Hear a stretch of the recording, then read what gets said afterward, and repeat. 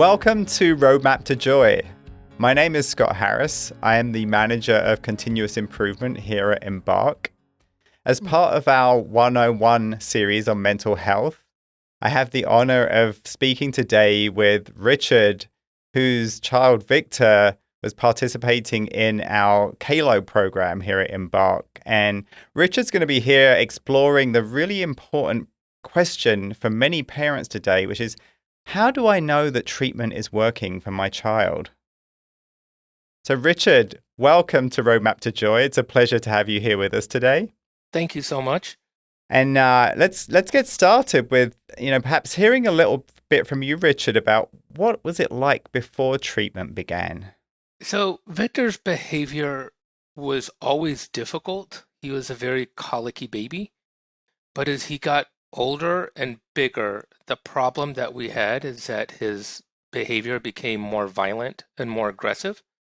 Um, Towards the end of the time that he was here before we sent him off to treatment in 18 months, we had to call the cops out 22 times for just being out of control, property damage, property destruction.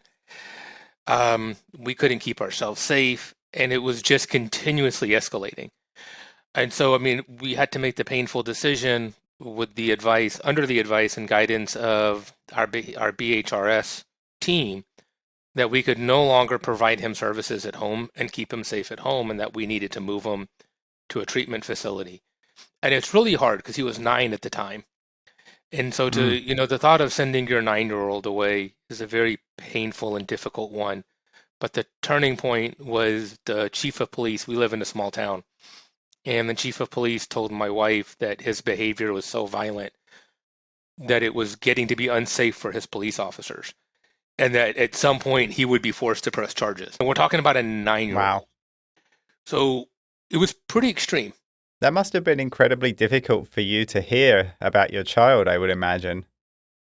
But we also knew, we felt like we were begging for help. We had all the right services. Technically speaking, we hit all the check boxes. We did BHRS. We had medication therapy. We had in-home therapy. We did talk therapy. We did play therapy. We were exhausted. And the challenge is that because of his diagnosis, which is reactive attachment disorder, the therapist's advice was the equivalent of throwing gasoline on a fire and then being upset that it's not going out. And it was the complete opposite of everything that we learned to do with Embark, which is why we were eventually able to bring him home and be successful. So basically what I'm hearing is that you were trying everything you knew to do, but the treatments that were being offered to you were actually not, in fact, helping him, in fact, making things worse. Absolutely. Because a lot of the treatment methodologies that we were advised, it's like the top down of, I am the father, you'll respect you will listen to me. And that doesn't work. The truth is that what works now is a relationship that I have with my child, and he knows he can come to me, and he knows we can talk about things, and that comes from a lot of other work, but not because he's afraid of me or because he thinks that I'm going to take anything away from him. He does it because he knows it's easier to teach him right from wrong by modeling the behavior and by having a really strong relationship with him. And it sounds like you're really able to attune with him when he's having those difficult times and be able to accept that he's having a difficult time and also work through that with him. And that's the complete opposite of what, especially the way that I was raised. And I think for me personally, that's what made this so difficult. When we were growing up, there was no attunement. There was not that there was no empathy. There was no looking at the child and realizing the child is having a hard time. How do I meet them where they are and then bring them where I need to be? Instead, it was, you will meet me where I am, and if you don't, you'll be punished. And you're right, the attunement was a huge piece, and it has helped me grow a lot as a parent, and it's been wonderful. That's so good to hear, and I'm really, really happy to hear that it's not just Victor that's benefiting from this, but the whole family, in fact. Because attunement is so important in any relationship, actually, not just in a parent-child relationship. What was it that first led you to embark seeking treatment for Victor? So my son had a very long road, and a lot of being thrown out of places, and a lot of mislabeling. And the last place he was at was a therapeutic boarding school, and that he had to leave because they couldn't keep him safe. The problem was is that my son attached very strongly to his therapist at this place. And at the particular facility he was at, they said, "Listen, we can't keep him safe. We hate to see him go, but it's a safety issue. But we really think it's rad because of how tightly he attached to his therapist, and he would rage for 2 hours. She would show up, and they said it was like a light switch that flipped. So once we did that, and we started talking to our consultant and our educational consultant, I started doing some research, and I came across Kalo. When I talked to the admissions counselor and explained to her the complexity of what we were told was the untreatable child, her reaction was, "Ugh, this is normal for us. Like, this is all we deal with." And it was such a relief because we were told that he could never live at home because he was out of control. We were told that he was a sociopath and there was no hope. We were told like all kinds of horrible things. And here I am, I call somebody at Kalo, I speak to the admissions manager, and she was like, "Oh, yeah, we deal with this all the time." And then she laid out the treatment plan of why it's different. The combination of neurotherapy, which it was 50% of what, why things got better, and then the other 50% was the actual therapeutic piece. Because for kids like him, until his brain calmed down enough to receive the therapy, it doesn't do any good.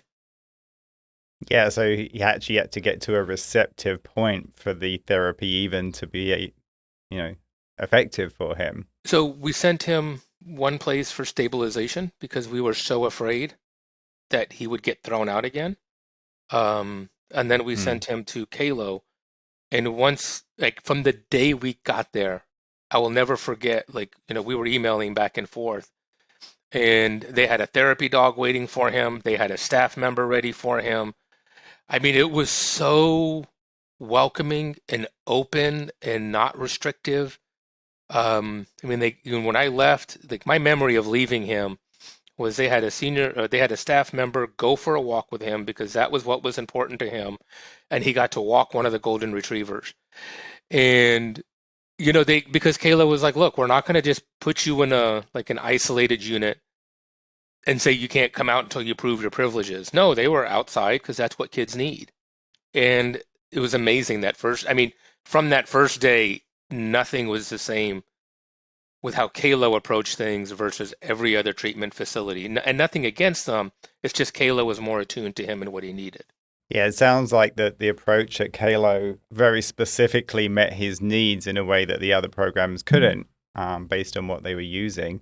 For those of you who haven't heard of Kalo, it's Change Academy Lake of the Ozarks, one of our programs that Victor had attended. And the particular framework that we utilize within Embark called CASA focuses around healthy attachment and attunement. And that's really what Richard is, you're talking about here. And from day one, meeting Victor where he's at, introducing him to an animal, which is another means of introducing an individual to healthy attachment, creating a safe, trusting relationship with an animal, setting boundaries with an animal because they will set boundaries with you too, is a really good, it's a safe introduction into that kind of therapeutic modality.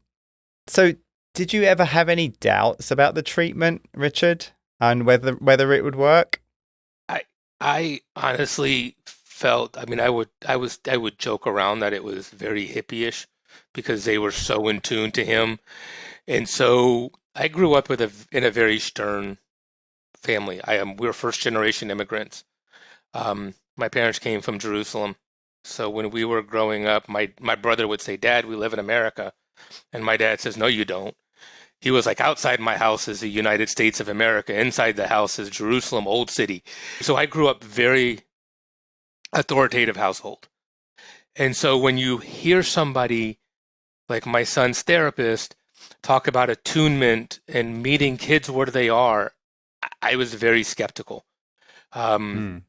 because it went completely against everything I thought you should do. I remember once my son was tired. He showed up to therapy and he was just in a foul mood and he refused to engage. And so the therapist said, okay, we don't have to talk, but we're going to spend your therapeutic time here. And I was furious because I'm like, what are we paying you for? I mean, like, I was in a very angry spot. And her response, which made sense later, is I have to meet him where he is every time he comes. So he knows that this is a safe place. And several months later, there was an incident in the milieu. He got upset and he ran to her office in tears and was able to calm down, be appropriate, verbally express what was going on. No damage, no violence, no. I mean, it was a total 180. And Wow. it was those little wins when I had to learn that I had to change what my perception of therapy was going to be. Because my perception of therapy was they're going to teach him to respect my authority. And what CASA taught me was I had to learn to attune with him. And then based on a relationship, we could have things would improve. And that's what has honestly been the key to the long-term success that we've had with him is it's an ongoing relationship. And that is why we have done so well. And that's why I do these talks and will help anybody. And I speak so highly of that model because it's really the way that, in my opinion, you want your relationship to be with your kids. You don't want them to fear you. You want them to love you and respect you and do what you need because of that. And I think that's such a great point. And, when we're talking about CASA, we're talking about commitment, acceptance, security, and attunement. And what you're describing so beautifully, Richard, is the journey that you both went on through that, and you seeing, your mindset change as Victor was going through that treatment, in how the therapy was actually being used and the approach we were using. And it sounds like, you could see the challenge you were having from your upbringing and Hmm. how you viewed the world, right? And how your household viewed the world of therapy versus what we were bringing, and how useful that can be once you can actually take a different look at things. Using that CASA framework totally shifts the outcome. Absolutely. And I think the way I look at it is that in all of our jobs, what kind of manager do you want to work for? Do you want to work for the one who's authoritative, or do you want to work for the one that shows compassion when you need it? And we all want the one who shows compassion when we need it. And then the question becomes, why don't we do the same for our kids? And that was, I think, for me, a turning point as well. Do you think this has changed your approach to relationships and your work outside? It has, because now I'm the one that wants to know, like, genuinely, I want to know if you're cranky, why are you cranky? Like, I want to ask my manager, my VP, I want to ask him, what color are you today? Are you red? Are we having a red day? But I can't for obvious reasons. But the point is that Sure. if my manager yells at me, I have to be very careful to say, well, why are we having such a strong reaction? Because, but I can also understand and take a step back to realize that he's having a strong reaction because of something that's going on with him. And if he's frustrated with me for something, then I need to teach him how to have a better interaction with me and Hmm. and I know how to have that conversation now in a way that doesn't leave them feeling threatened. And it's just it's still not easy, but it's a lot easier than it used to Sure. be. And I can do it in a way that that's not pointing the finger and telling them, you're wrong, you shouldn't do this. Yeah, it sounds like you're able to attune with them and meet them where they're at. Correct. And I think that's critical to Yeah. all relationships because we all have bad Yeah. days. And I think the attunement piece is just recognizing that somebody else can be having one too and don't take it personally. Yeah, and for me, it's so interesting, when I think about therapy, that, we can look at somebody in a dysregulated moment and obviously want to shift them into regulation and feeling okay, right? Of course we want to. But this approach actually teaches us that what we really need to do is accept them for where they're at and then attune with them where they're at, in order to find out what's going on, what's happening for them, to get them back to a point of regulation so that we can then be together with them in that moment. Absolutely. Or when would you say you started to notice changes during the visits with Victor?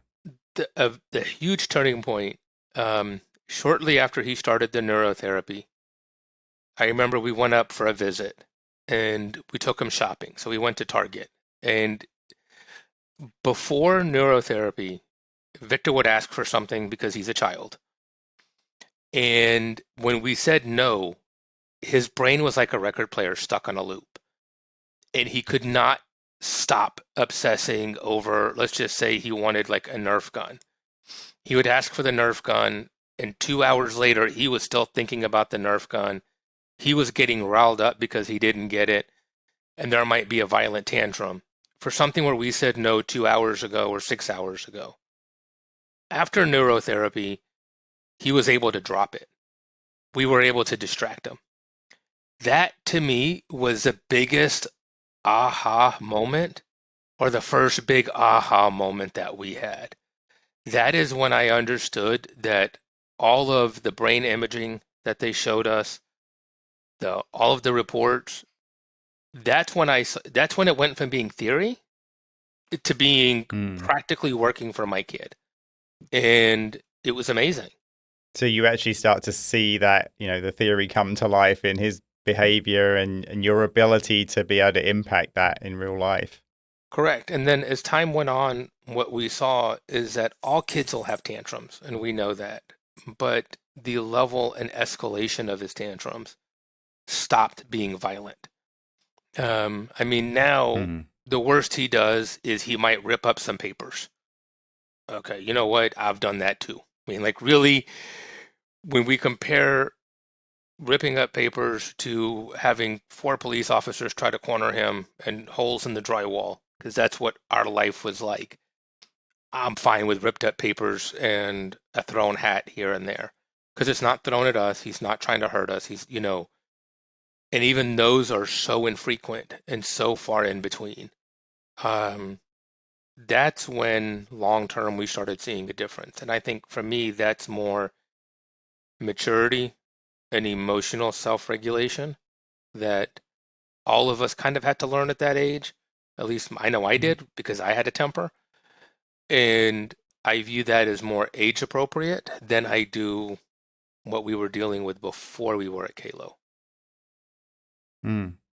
And it's such a huge disparity. I mean, you went from having violence and the police involved on a regular basis, it sounds like, to ripping up some papers. I mean, did you ever think you would get to that point?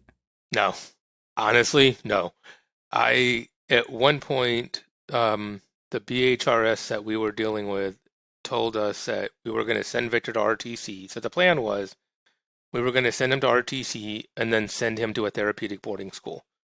And that's where he would finish up. And then after that, we were told his best bet was the military because it's a regimented life. Um, Mm. he finished one RTC. Nobody would take him for a therapeutic boarding school, so we put him in wilderness. He lasted maybe 2 weeks in wilderness, possibly 3, and then he was thrown out. And they told us he was too violent. So Mm. at that point, we kind of lost hope. Um, and we had a different path, and then eventually we ended up at Kalo. But it was never did I think he would be like he is now. I mean, at the beginning of March, he's going to start one job. When he turned, because in Pennsylvania you can start working when you're 14. Um, when he turns 15, he's going to get a second job working at a shoe store because he likes shoes, the high-end shoes. And then he has opportunity for another job to go back to working construction with some friends of the family who have a construction company. There's no way before Kalo he would have been mature enough or safe enough. And I never would have believed him to be able to. So now it sounds like he has a whole future ahead of him where he gets to do what he wants to do with his life. Absolutely. And it's because he can control himself, right? I mean, he gets angry like the rest of us do. But the neurotherapy kept his brain from going from 0 to 100. And like, like we would say, like a switch flipped. I mean, he still gets angry, he still gets upset, but now it's within the upper and lower control limits of what's normal and what's acceptable. He is in the emotional support classroom and the emotional support environment at school because he would not do well in a regular classroom, but he's thriving in that environment. And that's only because of the work that we did at Kalo, where he can find people that he can talk to, where he can find adults that he's safe with, where he can remove himself if he needs to. And before, that was never even in the cards. That must be such a relief for him. I mean, I'm sure it was difficult for you, but for him, he must have been so frustrated with, trying so many different things and not ever really achieving the results. And to finally getting the support that works for him and now being able to succeed in school and in life. It's interesting is that I talked to him about life before treatment, and he doesn't remember any of it. And we actually talked to his therapist about it. And I was like, I mean, as a dad, I'm concerned. And she said, no, she was like, he basically compartmentalized it. And at this stage in his life, he's just sort of filed that away in his brain because it was so hard on him. And what's interesting is that as a parent, and I hear this from other parents, we have our own PTSD where we get the same physical reaction. Like I still get when the phone rings and it's the school, my stomach drops, I get lightheaded. Like I still go into that oh no moment. And sometimes it's just them calling me because they want to get the approval to give them some Advil. But it doesn't matter. And but that's the work that we as parents have to do. And it's getting better, but he doesn't remember it. It's interesting. It's like he has no recollection of life before Kalo, or he does, but not anything that stands out. But it's interesting that you talk about, the impact that it has on you and your family and the PTSD that you have in your bodies from living that experience for as long as you did. And, the reaction to something as simple as a telephone call and kind of coming out of your skin, wondering what that's going to be. Because I'm sure there have been so many bad versions of that. And now you don't have that anymore, and slowly getting to let that go and do some work around that so that you can kind of relax into this new way of being where you don't have to worry so much. Yeah, we're working on it. And what a huge relief. It is. It's a huge relief. The other thing that's a relief is that now he is old enough and safe enough that I can trust him to be out in the neighborhood for hours at a time. And, I mean, he has his phone. He calls, he's required to check in every so often. But I'm not worried about him getting in trouble. I'm not worried about him going to the extremes that we did before he was at Kalo. So it's been really interesting because now we can relax, whereas before we couldn't. I mean, we were always on edge waiting for the shoe to drop. How would you say the treatment has changed your relationship with Victor? It's night and day. I mean, I remember when he was 5 or 6, I was going to take him out for an afternoon just to kind of give my wife a break. And at the thought of spending time with me alone, he started crying because he did not want to be with me, alone with me. And I yelled at him something to the effect of, come on, we're going to have fun if you like it or not. I mean, like, because that goes back to what we were talking about before, right? Like you're going to you're going to listen to me. Now now my wife and I go back to take turns being the favorite parent, kind of like when they're toddlers. Like the baby loves parent one day and parent B the other.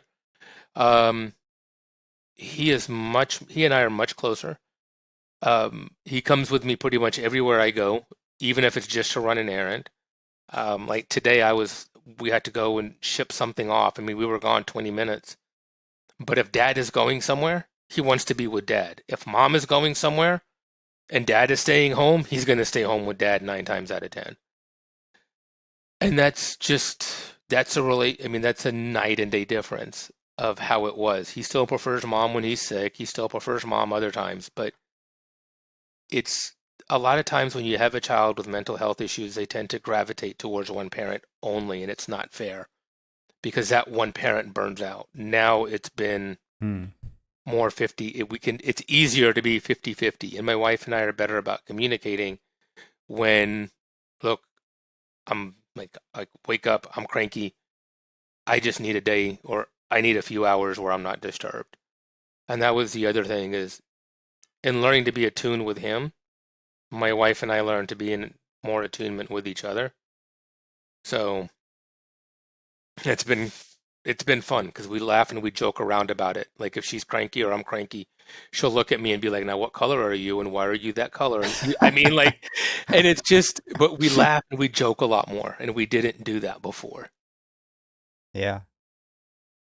That's amazing just to hear, first of all, that, the part about him wanting to spend time with you. I mean, that must just feel amazing from where you were at to getting to that point. There's days, but I've also had to learn to set boundaries. Hmm. Of we live in a very walkable neighborhood. Our city is great sidewalks, all of that. There are times where I'll put in a 12-hour day and I'm fried and I just want to go for a walk by myself. And he was like, "Can I come?" And I found myself getting resentful because I didn't want to say no. So I talked to his therapist about it and she corrected me and she's like, "Actually, no, you're supposed to say no because you want to teach him that you need to take care of yourself just like he needs to take care of himself. And that just because he wants to spend time with you,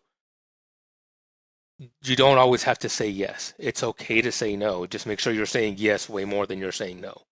And that's sort of what I've had to learn. So it is nice, it is fun, but there are days where it's like, you can detach from me. And then there's other days where I look at Hmm. him and I'm bored and I'm like, "You want to do something?" And he's like, "No, because I'm going off here or I'm going off there to hang out with friends." And okay, so we're learning. But I think now we're learning like all other parents are who have only one child and that you're growing with your child. And it sounds like you're able to navigate and set really healthy boundaries with him too. Correct. And then we've also found other support groups online and things like that where we can go and there's not many places I can say my child was overwhelmed and he walked out of school today because that happened before because his classroom was pure chaos. His safe people in school weren't there and we live Hmm. a mile away from school. And so one day he called me, he was crying. He's like, "I can't take it." I'm like, "You need to stay." And he was like, "No." And the next thing I know, he showed up at home and slept for 3 hours because his fight or flight still kicks in sometimes. And Hmm. it's only happened once. And so it's not a regular thing, but I can also show, we can also put down some restrictions for that one day, but we don't do anything over the top. So he knows not to do it again. So I feel like we're always trying to balance, but I think that's every parent. So, I mean, it sounds like you've gotten a lot from the program itself as parents, and I can hear in what you're sharing that you're implementing things, to help put safe and healthy boundaries in place. What would you say are the biggest take homes from the program that you've gotten as parents? Uh, Biggest one for me was to recognize that my child and his needs are very different than any other kid that I know. And so I Mm. can't expect to parent him the same way other people are parenting their kids, and I think and I mean, my brother is a perfect example with my nephew. With my nephew, when he was little, if he was having a tantrum and my brother screamed, my nephew would stop and start behaving. And so my brother's answer to everything was, "Well, just scream at the kid and he'll stop." No. With Victor, that would have the total opposite reaction. That's the worst thing you can do. It was recognizing that through Kalo, that attunement and modifying everything for the specific situation is what works for him. There is no one size, one answer fits all. There's times that we need to talk about our feelings. There's times we don't. There's times we need to go for a walk and not talk, and times we can go for a walk and process. Every day it's something different. And it's my job as a parent to just figure it out on the fly. We have the right tools, but we just have to we are figuring it all out on the fly. And I think as parents, when we see other parents struggling, we don't ever admit to ourselves, we don't admit to them, I get it, this is hard. And Mm. there is no what works on Monday isn't going to necessarily work on Tuesday. And that's okay.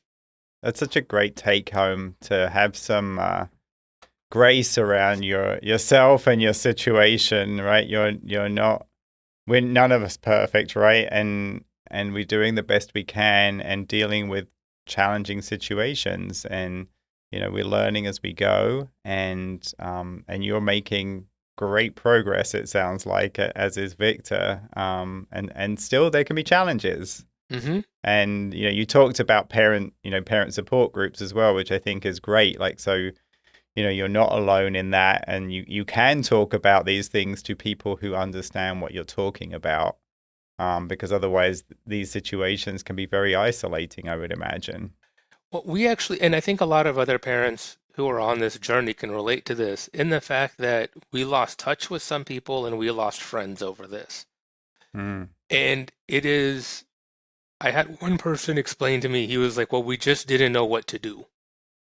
And my wife is never short for words, said, call and say, what can I do to help? I mean, like, there was a time when we were in and out of ERs and inpatients. And my wife said, you know what would have been nice? If somebody just said, can I mow your front yard?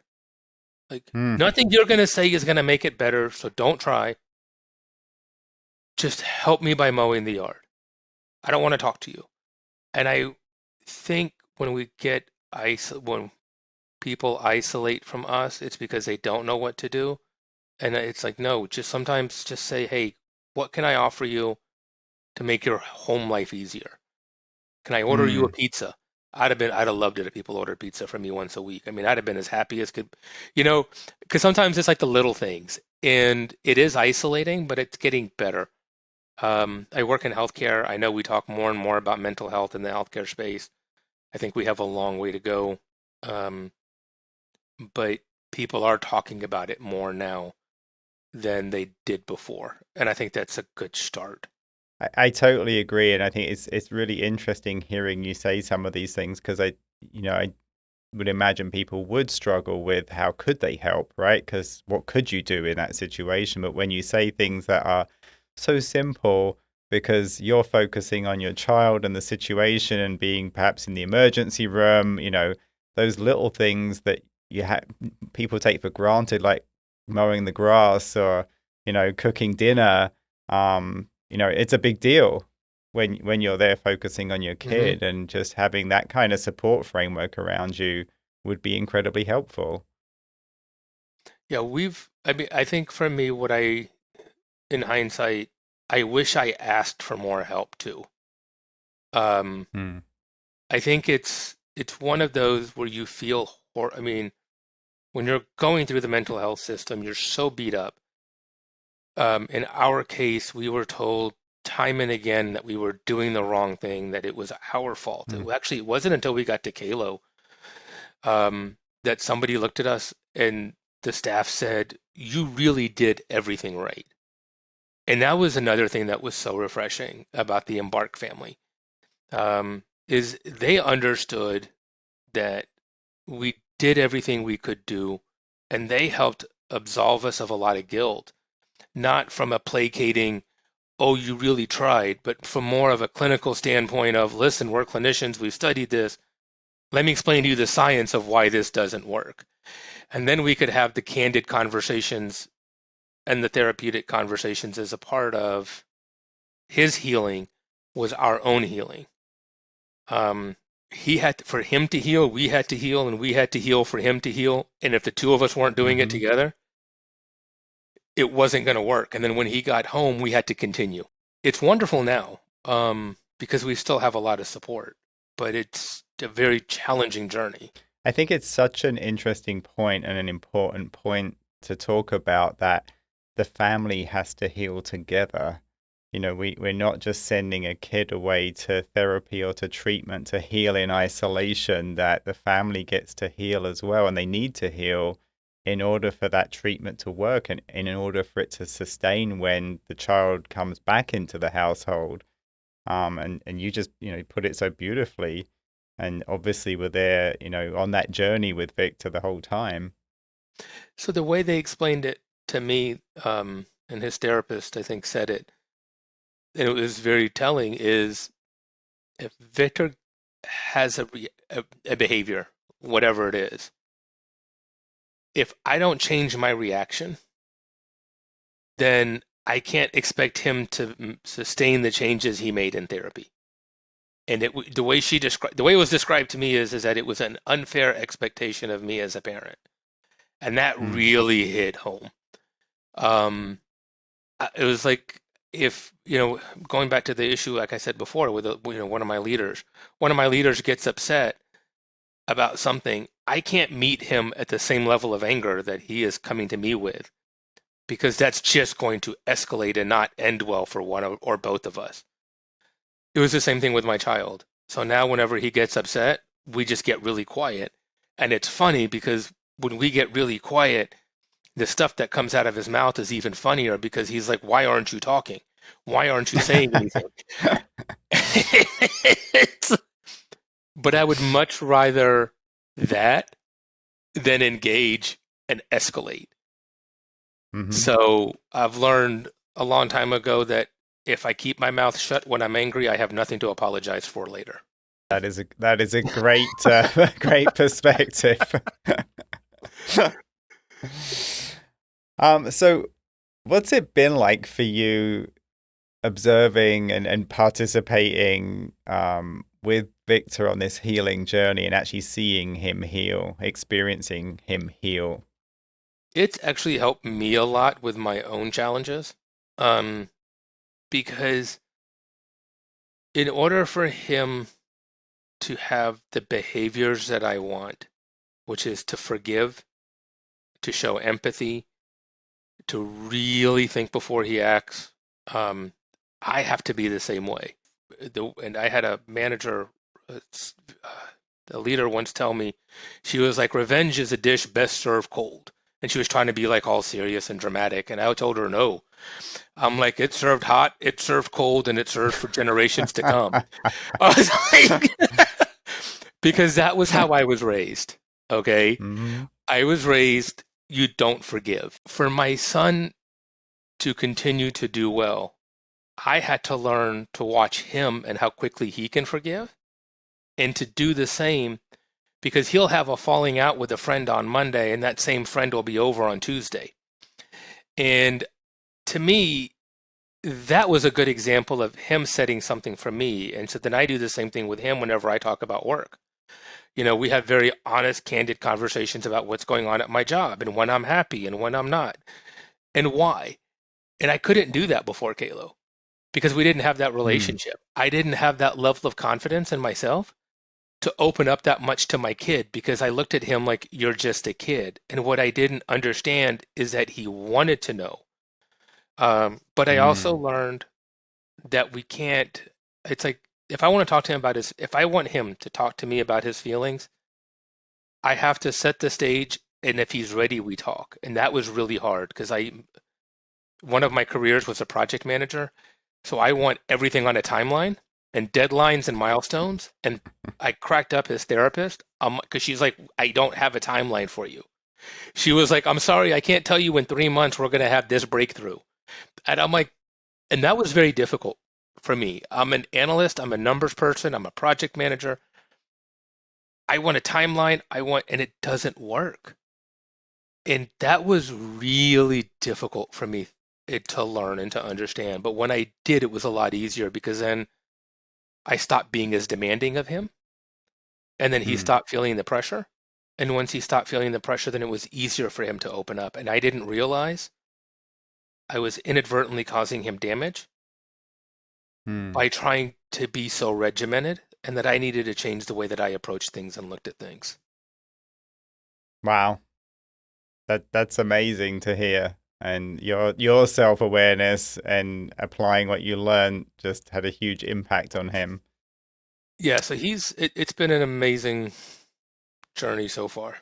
And what advice would you have to parents who might still be out there struggling and looking for behavioral health support for their child? To me, I think anything that's behavior modification, it does not matter if the kid is adopted with reactive attachment disorder or not, is inappropriate. Um, Behavior modification teaches the kids that there is somebody in authority and that they need to submit to the person in authority. The way that CASA works is that it's about relationships, and it is about wanting to do something and not needing to do something.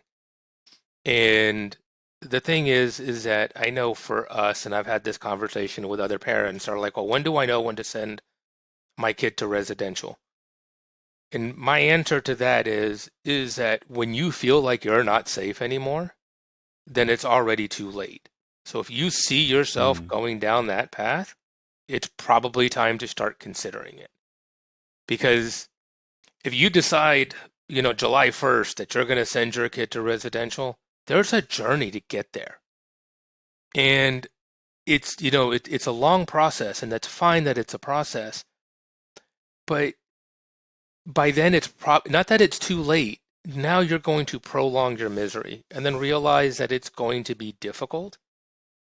But I would do it over again in a heartbeat because it's kind of like going to the gym. It really isn't fun when you first start going, and nobody really wants to be up and going to the gym. But once you start going and once you get in the habit, it's totally worth it. It's the same thing with the kids, is that it's difficult, it's not easy, but once you start, it's so worth it.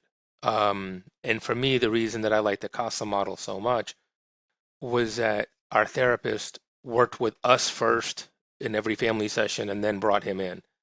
And that ensured that we were growing as much as we could at the same pace and not just putting all of it on us or all of it on him.